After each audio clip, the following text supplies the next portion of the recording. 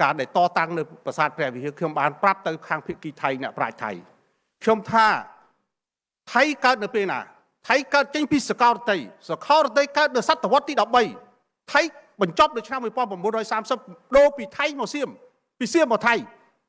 តើព្រះវិហារធ្វើនៅសតវត្សណាតាំងពីសតវត្សទី10ចឹងម៉ែគាត់ឪគាត់ដូនតាគាត់ក៏កើតមិនទាន់ដែររឿងអីប្រាសាទព្រះវិហារគឺជារបស់អ្នកឯងវាអត់ត្រូវនេះគឺជាប្រវត្តិសាស្ត្រដែលកូនខ្មែរត្រូវចងចាំគ្រប់គ្នាហើយកុំឲ្យគិតថាវាជារឿងចៃដន្យនេះជារឿងប្រវត្តិសាស្ត្រចឹងក្រោយមកឃើញភាពគេហៅថាទុនខ្សោយរបស់ខ្មែរបារាំងបានធ្វើអនុសន្ធិសញ្ញាមួយដោយលោកចិនសញ្ជាតិបានធ្វើបទបង្ហាញហើយគឺនៅឆ្នាំ1863ទៅលើ5ចំណុចដែលខ្ញុំបាននិយាយគឺ5ចំណុចពេលនោះបារាំងដាក់អាណាព្យាបាលគឺជនបរទេសទាំងឡាយណាចូលទឹកដីកម្ពុជាត្រូវតែសុំការអនុញ្ញាតអំពីបារាំងទី2ការខុសឆ្គងរបស់បារាំងមិនត្រូវបានកាត់ទោសនៅលើទឹកដីកម្ពុជានៅពេលដែលបារាំងទារពន្ធ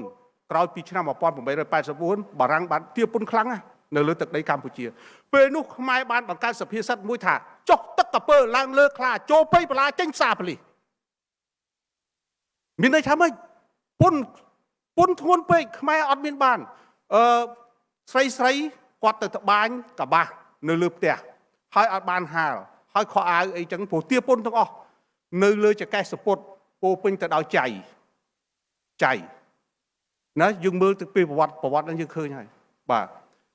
ដែលធ្វើឲ្យខ្មែរត្រូវចងចាំខ្មែរត្រូវដឹងចំណុចមួយទៀត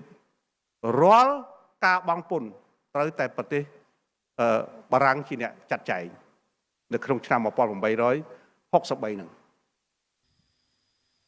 បរទេសឆ្លងកាត់នៅលើទឹកដីកម្ពុជាត្រូវបង់ពន្ធឲ្យបារាំងទាំងអស់នេះហើយដែលធ្វើឲ្យយើងត្រូវចងចាំទាំងអស់គ្នាក្រោយមកទៀតពេលដែលគេដឹងច្បាស់ណាស់ថាស្ដេចយើងតែខ្ញុំសូមអភ័យទោសដោយថារដ្ឋធម្មនុញ្ញចែងថាមិនឲ្យនិយាយស្ដេចប៉ុន្តែប្រវត្តិសាស្ត្រវាបានបង្ហាញពេលនោះស្ដេចប្រើគ្រឿងញៀនស្រីដែលធ្វើឲ្យបារាំងមិនអាចទប់បាននេះគឺជាភាពផ្អែមល្ហែមរបស់បារាំងជួយកម្ពុជាចឹងបានបារាំងធាក់ទ្វារវាំងនៅម៉ោង10យប់ទាញរដំចុះបាតកប៉ាល់ឲ្យចុះហត្ថលេខាដើម្បីត្រួតទឹកដីកម្ពុជាពេលនោះ8ចំណុចដែលខ្ញុំបានកត់នៅក្នុងទីនេះហើយបានខ្ញុំអានតាំងពីខ្ញុំព្រោះនៅប្រទេសរុស្ស៊ីកាលណាអ្នករៀននយោបាយបើមិនចេះប្រវត្តិសាស្ត្រมันអាចវិភាគនយោបាយបានទេអញ្ចឹងខ្ញុំតែងតែសិក្សាម្ដង